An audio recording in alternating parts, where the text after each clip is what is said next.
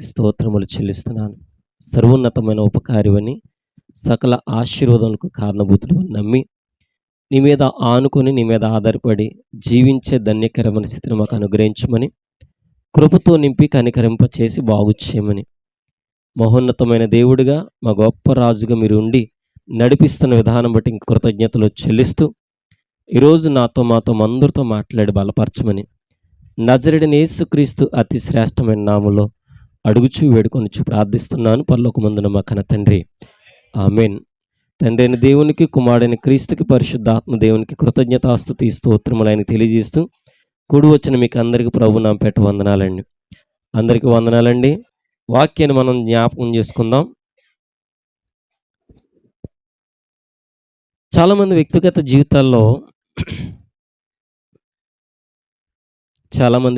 జీవితాల్లో ఏదన్నా ఒక పని చేయాలంటే దేవుణ్ణి అడగకుండా వెళ్ళి పనులు చేసేస్తూ ఉంటారు.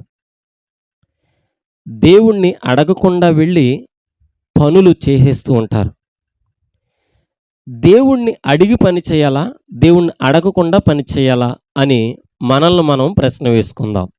ఒకసారి ఆలోచన చేద్దాం. మనము ఏదన్నా ఒక కార్యక్రమం చేస్తుంటే దేవుణ్ణి అడగాలా వద్దా? అడగాలి. ఏదైనా కార్యక్రమానికి వెళ్ళాలనుకుంటే దేవుణ్ణి అడిగి వెళ్ళాలా, అడగకుండా వెళ్ళాలా? దేవుడు నీకు నాకు ఈరోజు ప్రశ్న వేస్తున్నాడు. ఏంటి ఆ ప్రశ్న అంటే,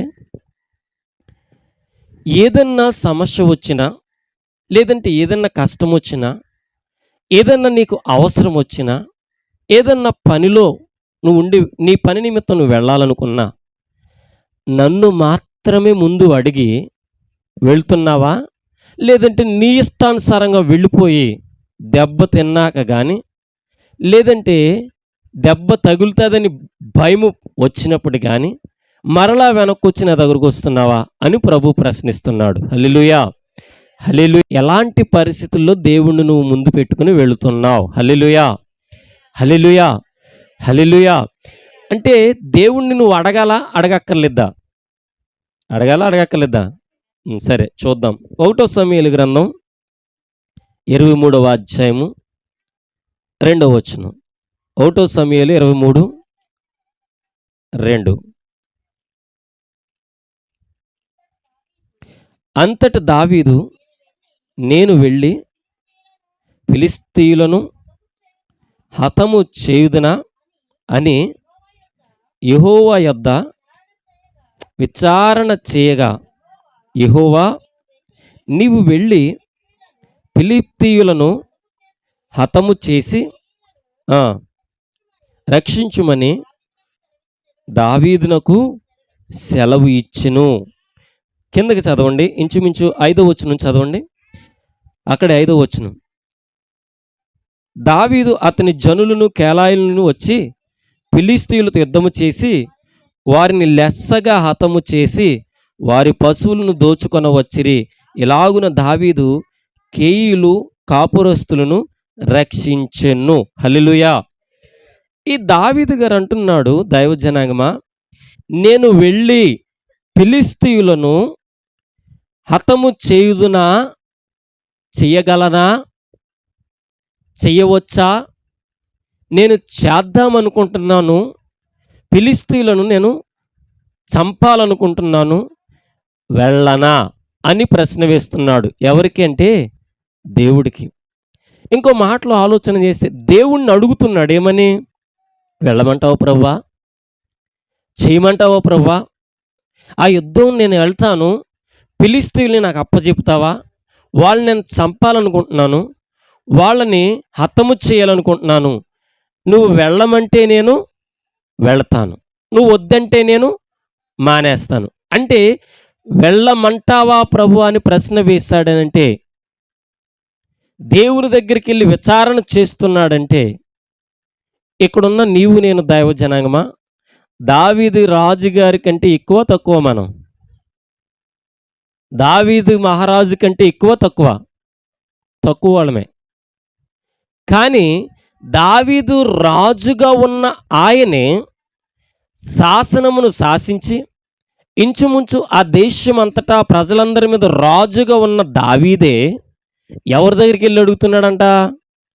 దేవుడి దగ్గరికి వెళ్ళి, వెళ్ళమంటావు ప్రభువా, చేయమంటావు ప్రభువా, నాకు ఇది మంచిదేనంటావా, ఈ పని చేస్తే ఎలాగుంటుందంటావు, ఈ ఆలోచన చేస్తే ఎలాగుంటుందంటావు, ఈ తలంపుల్లో నేను నడిస్తే ఎలాగుంటుందంటావు అని అని దావీదు గారు దేవుడి దగ్గరికి వెళ్ళి అడగటం మొదలుపెట్టాడంట. విచారణ చేస్తున్నాడంట. విచారణ చేస్తే దేవుడు అంటున్నాడంటే వెంటనే సమాధానం, దావీదా, నిశ్చయముగా నువ్వు వెళ్ళు, నీకు ఆ ఫిలిష్తీయులను నీ చేతికి అప్పచెప్పడమే కాదు కానీ వాళ్ళను నువ్వు చంపటానికి సర్వ అధికారాలు నీకే ఇవ్వబడినాయి. హల్లెలూయా, హల్లెలూయా. ఇక్కడున్న నీవు నేను దైవజనాంగమా, ఏదన్నా చిన్న కార్యక్రమం ఇంటి దగ్గర చేయడం మొదలు పెడితే ఎవరి దగ్గరికి వెళ్ళి ముందు అడుక్కుంటున్నావు? ఎవరి దగ్గరికి వెళ్ళి ఇది చేయాలని చెప్పుకుంటున్నావు నీ బతుకు? ఎవరి దగ్గరికి వెళ్ళి ఈ కార్యక్రమం చేయాలని ఎవరి దగ్గరికి వెళ్ళి నీకున్న పరిస్థితిని చెప్పుకుంటున్నావు? ఒక మంచి కార్యక్రమము దేవుడు నీ జీవితంలోకి తలపెట్టాక ఆ మంచి కార్యక్రమానికి నువ్వు చేస్తున్న పని ఏంటో తెలుసా? దేవుడి దగ్గరికి వెళ్ళి అడగవలసిన నీవు మనుషుల దగ్గరికి వెళ్ళి అడుక్కుంటున్నావు. దేవుడు పర్మిషన్ తీసుకోవాల్సిన నీవు మనుషుల పర్మిషన్ తీసుకుంటున్నావు.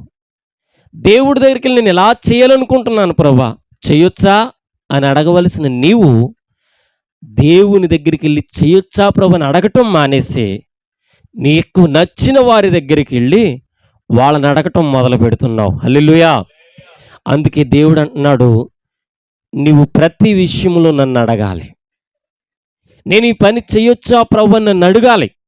నన్ను అడగని పక్షాన నీకు చెయ్యాలో చేయకూడదు నీకు తెలియదు కాబట్టి చేసుకుంటూ వెళ్ళిపోతే నువ్వు నష్టపోతావు. కొన్ని సందర్భాల్లో నీకు కష్టం వస్తుంది, కొన్ని సందర్భాల్లో నీకు కన్నీళ్ళు వస్తాయి, కొన్ని సందర్భాలు నువ్వు పప్పులో కాలేసి తప్పు చేసామనిపిస్తుంది. అదే దేవుణ్ణి అడిగితే దేవుడు నీతో అంటాడు, వెళ్ళొద్దు అంటాడు. హల్లెలూయా, హల్లెలూయా. దేవుడు వెళ్ళొద్దని చెప్తాడా? వెళ్ళమనే చెప్తాడా? వెళ్ళొద్దని కూడా చెప్తాడా? వెళ్ళమనే చెప్తాడా? వెళ్ళొద్దని కూడా చెప్తాడా? చేయమనే చెప్తాడా? చేయొద్దని చెప్తాడా? రెండూ చెబుతాడు. చేయమనేవాడు ఆయనే, చేయొద్దని చెప్పేవాడు ఎప్పుడంటే నువ్వు వెళ్ళి అడిగినప్పుడు. ఎప్పుడంటే నువ్వు వెళ్ళి ఆయన దగ్గరికి వెళ్ళి మోకరించి, ప్రభువా నేను ఇది చెయ్యాలనుకుంటున్నాను, నా స్వచిత్త నా సొంత బుద్ధితో నేను వెళ్ళటం కాదు, నీ ఆలోచన ఏంటో చెప్పు ప్రభువా అని అంటే అప్పుడు ఆయన అంటాడు, ఎస్ నేను నీకు తోడుగా ఉంటాను. హల్లెలూయా, హల్లెలూయా. దైవజనాంగమా, దేవుని దగ్గరికి వెళ్ళి నువ్వు దేవుని యొక్క పర్మిషన్ తీసుకోవాలి ప్రతి విషయంలో. దేవుడు పర్మిషన్ తీసుకోకుండా నువ్వు పరిగెట్టావా, ఎక్కడో దిక్కున నువ్వు పడిపోవడం గ్యారంటీ. పడిపోయిన తర్వాత నీకు గుర్తొచ్చేది ఎవరంటే దేవుడే. ఆ దేవుడు అంటాడు, నన్ను అడక్క నువ్వు వెళ్ళావు, నువ్వు అనుభవించవలసిందే అంటాడు. నన్ను అడగకుండా నువ్వు వెళ్ళిపోయావు, నువ్వు అనుభవించవలసిందే అంటాడు. నన్ను అడగకుండా వెళ్ళావు, నువ్వు అనుభవించి తీరాల్సిందే అని దేవుడు అంటాడు. దైవజనాంగమా, ఇక్కడున్న నీవు నేను దేవుణ్ణి అడిగే వెళ్తున్నామా, అడగకుండా వెళ్తున్నామా? అడిగే వెళ్తున్నామా, అడగకుండా వెళ్తున్నామా? దేవుణ్ణి అడగకుండా వెళ్తే హతమైపోతాం, నష్టపోతాం. చాలా బాధలు వచ్చి మన కుటుంబంలో కూర్చుంటాయి, చాలా కన్నీళ్ళు వచ్చి మన కుటుంబంలో కూర్చుంటాయి, చాలా భయంకరమైన వేదనలు వచ్చి మన కుటుంబంలో కూర్చుంటాయి. దేవుడు అంటున్నాడు, దైవజనంగమా, విచారణ చేయాలంట. మనం ఏం చేయాలి? విచారణ చేయాలి. అడగాలంటే దేవుణ్ణి, అయ్యా వెళ్ళమంటా వద్దంటావా?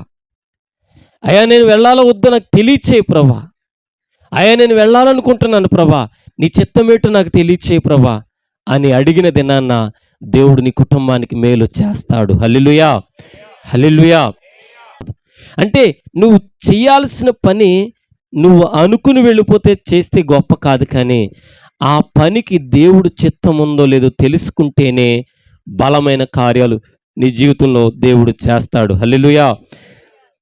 2 సమూయేలు గ్రంథము 1వ అధ్యాయము అక్కడే 2 సమూయేలు గ్రంథం 2వ అధ్యాయము 1వ వచనం చదవండి. ఇది జరిగిన తరువాత యోధా పట్టణములోనికి నేను వెళ్ళవచ్చునా అని దావీదు యెహోవా యొద్ద విచారణ చేయగా, పోవచ్చునని యెహోవా అతనికి సెలవిచ్చెను. నేను వెళ్ళవలసిన స్థలమేదని దావీదు మనము చేయగా హెబ్రోనుకు పొమ్మని ఆయన సెలవిచ్చెను. హల్లెలూయా, హల్లెలూయా. దావీదు గారు ఆ ఫిలిష్తీయులను హతము చేసేసిన తరువాత అక్కడి నుంచి దావీదు గారు తన ఇంటికి తన ప్రాంతానికి వెళ్ళిపోవచ్చు. తాను ఎక్కడి నుంచి వచ్చాడో మళ్ళా తిరిగి అక్కడికి వెళ్ళిపోవచ్చు.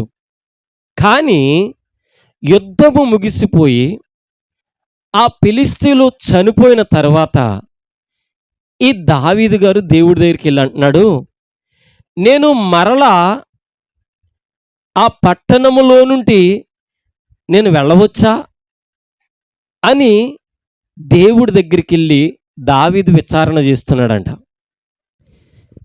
నీవు నేనైతే చేసే పని ఏంటి తెలుసా? పని అయిపోయేదాకా దేవుడితో పని కట్టుకుని అంటకట్టుకుని ఉంటాం. పని అయిపోయిన తర్వాత దేవుడితో పెద్ద పని లేదు, మన పని అయిపోయిందిగా. ఇక మనకి దేవుడితో మనకి ఇంక పని లేదు.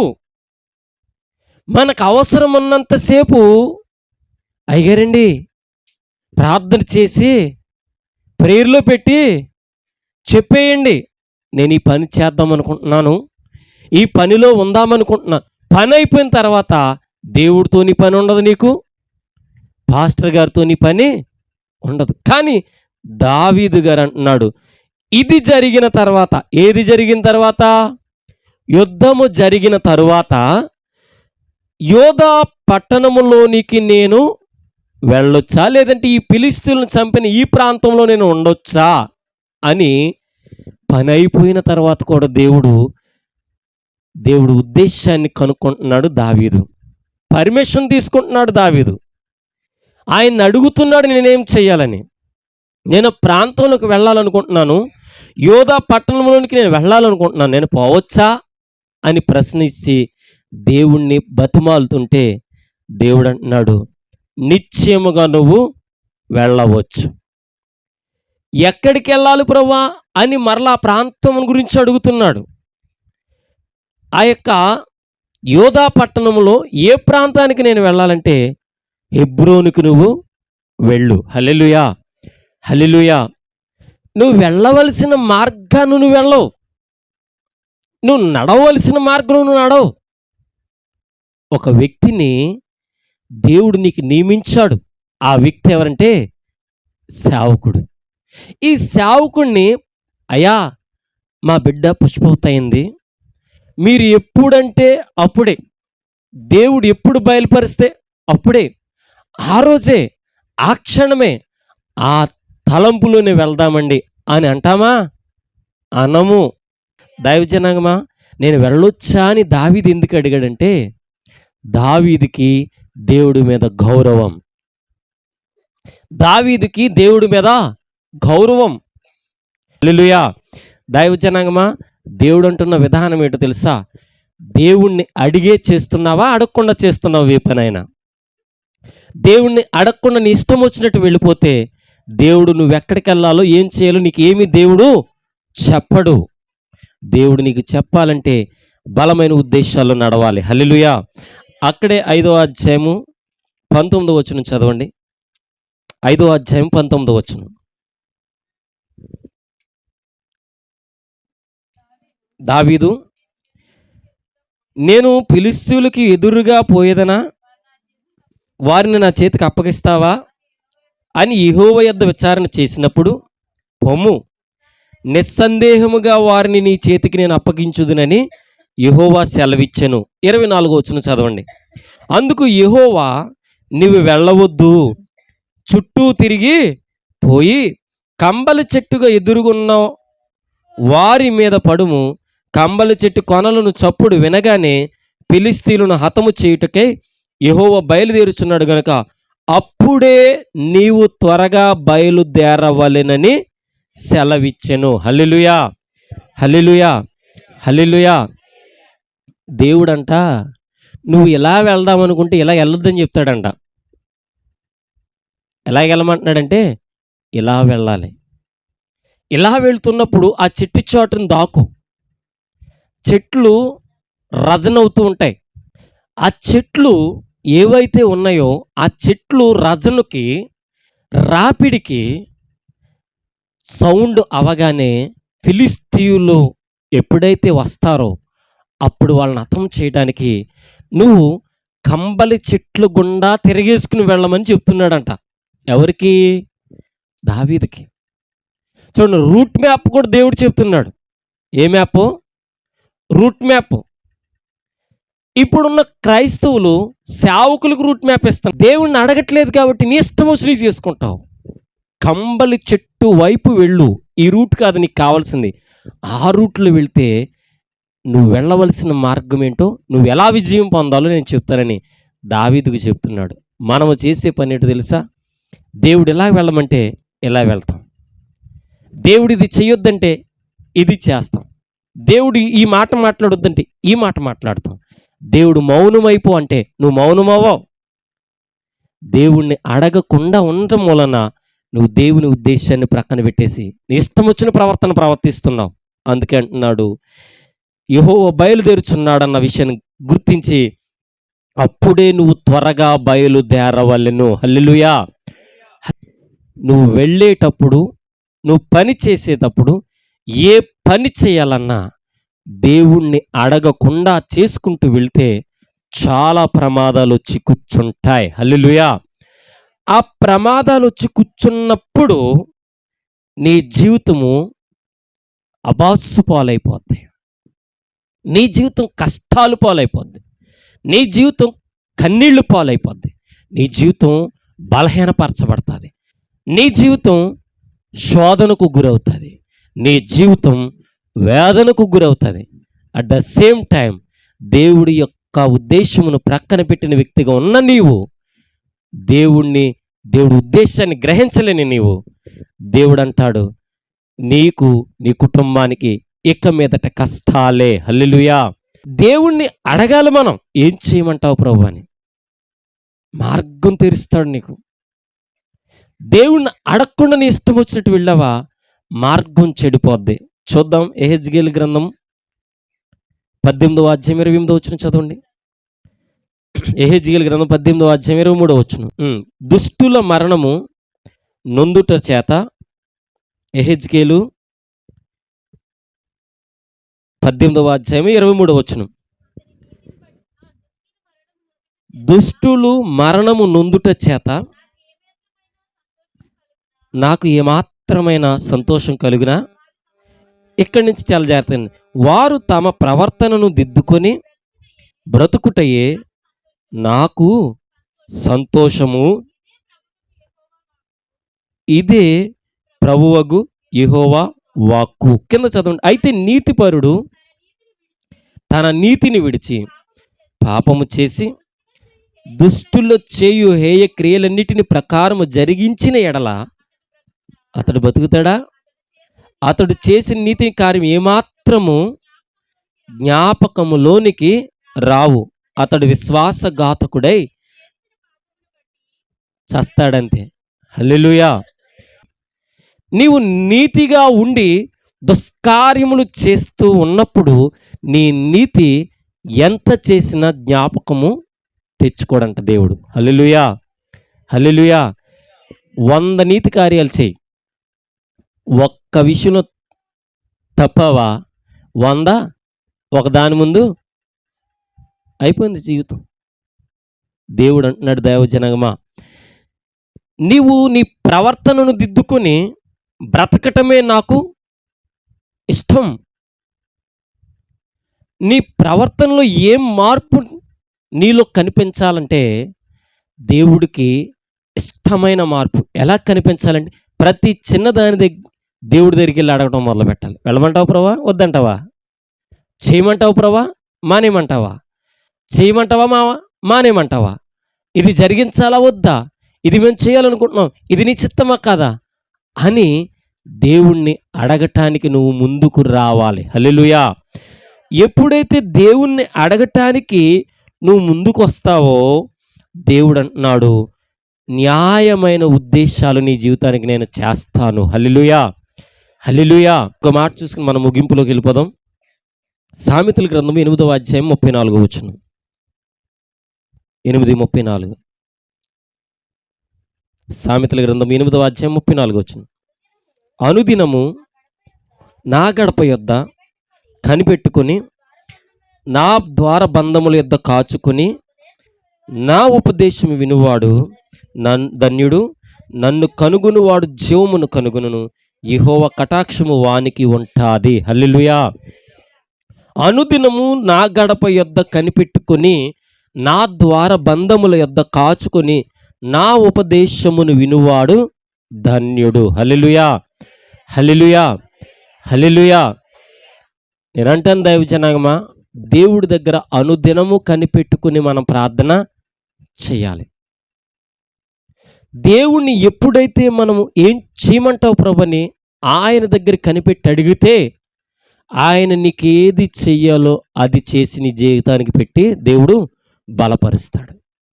నీ జీవితము దేవునికి ఇష్టమైనదిగా నడవాలంటే నువ్వు వెళ్ళాలో వద్దో, చెయ్యాలో వద్దో, ప్రయత్నాలకు నువ్వు ముందుకు కొనసాగాలో వద్దో, దేవుడు నీకు చేసుకుంటూ వెళ్ళిపోతాడు. హల్లెలూయా! ఆయన దగ్గర నువ్వు కనిపెట్టుకుని ప్రార్థన చేయాలి. కనిపెట్టుకుని ప్రార్థన చేస్తే దేవుడు అంటున్నాడు, నిన్ను ధన్యుడిగా నేను ఎంచుతాను. హల్లెలూయా! దేవుడి ఇష్టాన్ని నువ్వు నెరవేర్చాలంటే ఆయన దగ్గర అనుదినము నువ్వు ప్రార్థన చేసి జ్ఞాపకం చేసుకుని ఇది చేయమంటావు లేదా ప్రభు అని అడిగి నువ్వు వెళ్ళాలి. హల్లెలూయా! హల్లెలూయా! దేవుణ్ణి అడిగి నువ్వు చెయ్యకపోయావా చాలా ప్రమాదం. నేను ఇలా వెళ్తాను అనుకుంటున్నాను, వెళ్ళాలి ప్రభు అని అనుకున్నప్పుడు దేవుణ్ణి అడిగి అది చేయకపోతే చాలా ప్రమాదం వచ్చి నీ కుటుంబంలో కూర్చుంటుంది. దేవుడి దగ్గరకు వచ్చి విచారణ చేసి ఆయన దగ్గర నువ్వు కనిపెట్టుకుని ఉంటే మంచిదని ప్రభు చెప్తున్నాడు. సామెతల గ్రంథం 18వ అధ్యాయం అక్కడే 2వ వచనం చదవండి. 18:2. 18వ అధ్యాయం 2వ వచనం చదవండి. తన అభిప్రాయములను బయలుపరచుటయందు సంతోషించును. భక్తిహీనుడు రాగానే ఏమొచ్చునంట? తిరస్కారం వచ్చును. అవమానము రాగానే నింద వచ్చును. మనుషుని నోటి మాటలు లోతు నీటి వంటివి, అవి నది ప్రవాహం వలె జ్ఞానపు ఓట వంటివి. అంటే బుద్ధిహీనుడు వివేచన యందు సంతోషించడంట. సంతోషించడం మానేసి తన అభిప్రాయములను బయలుపరచుటలో సంతోషిస్తాడంట. ఏం చేస్తాడు? తన అభిప్రాయం చెప్పేసుకుంటాడంట. తన అభిప్రాయం చెప్పేసుకుని వాటిని బట్టి సంతోషిస్తాడంట. దేవుణ్ణి అడగడు. దేవుణ్ణి అడగకుండా తనంతట తాను సంతోషించుకుంటూ వెళ్ళిపోతాడంట. మరి ఇక్కడ ఉన్న నీవు నేను దైవజనమా, నీ సొంత జ్ఞానముతో, నీ సొంత ఆలోచనతో, నీ సొంత తలంపులతో నీ అంతట నువ్వు సంతోషించుకుంటూ వెళ్ళిపోతే దేవుడు అంటున్నాడు, దేవుణ్ణి అడగకుండా నువ్వు నీ ఇష్టం వచ్చిన పనులు చేసేస్తున్నావు. దైవజనమా, ఏది చేయాలన్నా దేవుణ్ణి మనము అడగాలి. అడిగి చేస్తేనే మన కుటుంబానికి దీవెన, మన కుటుంబాలకు మేలు. ఆఖరిగా ఇర్మియా గ్రంథము 3వ అధ్యాయము 15వ వచనం చదవండి అందరూ. 3వ అధ్యాయం 15వ వచనం చదవండి. నాకిష్టమైన కాపురులను నేను మీకు నియమింతును, వారు జ్ఞానముతోను వివేకముతోను మిమ్మల్ని ఏలుతారు. హల్లెలూయా! హల్లెలూయా! ఆయనకిష్టమైన కాపరులని దేవుడు నియమిస్తాడంట. వాళ్ళు మిమ్మల్ని ఎలా ఏళ్తారంట? జ్ఞానముతోను వివేకముతోను మిమ్మల్ని ఏలుతారంట. క్రైస్తవులమనే మనము జ్ఞానముతో ప్రవర్తించాలి. జ్ఞానముతో మిమ్మల్ని ఏలాలి.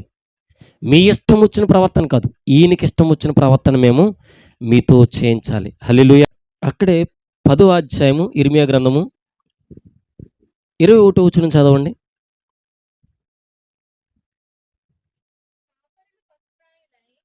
కాపరులు అంటే ఎవరమ్మా? కాపరులు అంటే ఎవరు? సేవకులు. ఎలాగైపోతారంట వీళ్ళు? ఎలాగైపోతారంట? పశుప్రాయులైపోయి యెహోవా యొద్ద విచారణ చెయ్యరు గనుక వారే వారే వర్ధిల్లక ఉన్నారు. హల్లెలూయా. సేవకులు ఎటువంటి వాళ్ళంట? పశుప్రాయులు. బుద్ధి జ్ఞానం వాళ్ళకే ముందు ఉండదు. హల్లెలూయా. మరి అక్కడన్న కాపర్లు ఎవరు? ఆయన ఎన్నుకున్న కాపరులు మాత్రమే. హల్లెలూయా. ఈ కాపరులు ఎవరు? దేవుణ్ణి ఏది అడగకుండా వాళ్ళ ఇష్టమొచ్చిన రీతిగా చేసే కాపరులు. హల్లెలూయా, హల్లెలూయా, హల్లెలూయా. మా పాస్టర్లు ఏం చేస్తారు తెలుసా? కరెక్ట్గా పెళ్లి కొడుకు వాళ్ళ తండ్రి, పెళ్లి కూతురు వాళ్ళ తండ్రి వచ్చి కరెక్ట్ టైంకి తాళి కట్టించకపోతే బాగుందని పాస్టర్ గారు అంటే ప్రసంగం మానేస్తాడు. ఏం మానేస్తాడు? ప్రసంగం మర్చిపోతాడు, పాటలు మర్చిపోతాడు, అన్నీ మర్చిపోతాడు. ఏం చదువుతాడు తెలుసా? ఇంకెన్ని నిమిషాలు ఉంది? ఎన్ని నిమిషాలు ఉంది? 10 నిమిషాలు ఉంది. ఈ 10 నిమిషాల్లో అన్నీ రెడీ తెచ్చేసుకోండి అమ్మా. అమ్మా ఏం తెచ్చుకోవాలి? సూత్రాలు అన్నీ తెచ్చుకుని రెడీ పెట్టేసుకోండి. ఎప్పుడు కట్టిస్తాడు వీడు? పశుప్రాయుడయ్యి అదే సమయానికి కట్టించి వీళ్ళ దృష్టిలో, ఎవరి దృష్టిలో? వీళ్ళ దృష్టిలో మంచి పేరు సంపాదించుకుంటాడు. కానీ దేవుడి దృష్టిలో పశుప్రాయుడు. దేవుణ్ణి అడగాలంట మనం ఏం చేయాలో. సేవకులే దేవుణ్ణి అడగని వారిగా ఉన్నారు ఈ రోజుల్లో. సేవకులే అడగని పరిస్థితుల్లో ఉండిపోయారు. సేవకులు అడగటానికి ఇష్టపడతాలే. ఈరోజు నేను అంటాను దైవజనాంగమా, జ్ఞానం కలిగిన సేవకుడు పశువు మాదిరి ప్రవర్తన చేయడు. జ్ఞానముతో ఏలేవాడు దేవుని దగ్గరికి వెళ్ళి ప్రతీదీ అడుగుతాడు. హల్లెలూయా. ప్రతీదీ అడుగుతాడు. జ్ఞానముతో ఏలేవాడు ప్రతీదీ అడుగుతాడు. నేను అడుగు పెట్టడానికి నేను సిద్ధమైతే దేవుణ్ణి అంటాను, నువ్వు నాతో వస్తావా రావా? హల్లెలూయా. నువ్వు నాతో వస్తానంటేనే ఐఆమ్ రెడీ అంటాను దేవుడితో. ఇది నా క్వాలిటీ. దేవుడు అంటాడు, నేను నీతో సదాకాలము ఉంటాను అంటాడు. హల్లెలూయా. సదాకాలం అన్నాడు కదా, అంతమాలు అడగాల అవసరం లేదా? అడగాలి. సదాకాలం నీతో ఉంటానంటే ఎప్పుడు మనతోనే ఉంటాడు. కానీ కొన్ని సందర్భాల్లో ఆయన మనతో వస్తాడో రాడో ఆయన ఇష్టమో కాదు మనం తెలుసుకోవాలి. హల్లెలూయా. ఆయన ఇష్టము కాదు కదా, నాతో ఉంటానన్నాడు కదని నీ ఇష్టం వచ్చిన తెంగర వేషాలు వేస్తే దేవుడు నీతో రాడు, నీకు బూస్ట్ ఇవ్వడానికి సిద్ధపడతాడు. హల్లెలూయా.